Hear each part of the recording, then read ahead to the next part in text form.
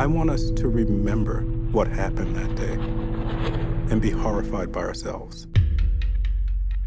New York in the late 1980s was a completely schizophrenic, divided city. New York's now the capital of racial violence. If I had more bullets, I would have shot them all again and again. Criminality, gang wars, drug wars. We were supposed to be afraid. It would have been irrational not to be afraid. Off with the camera, man! Last night, a woman jogger was found unconscious and partially clothed in Central Park. She was beaten and sexually assaulted. A woman jogging in Central Park. Central Park was holy. It was the crime of the century.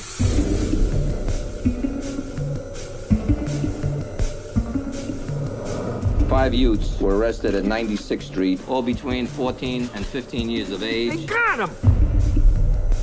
You can only imagine the pressure to have this crime solved, and solved quickly.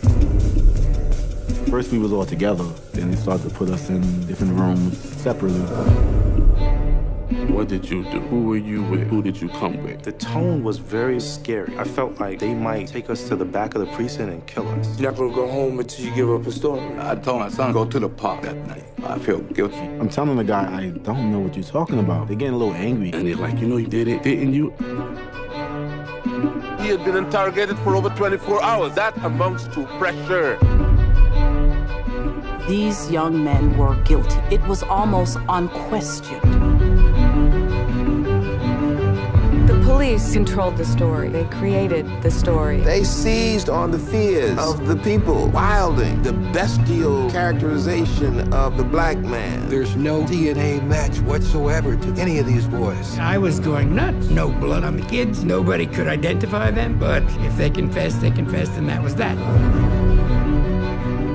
A lot of people didn't do their jobs. Reporters, police, prosecutors, defense lawyers. This was institutional protectionism. We falsely convicted them, and we walked away from our crime. This is the ultimate siren that says none of us is safe.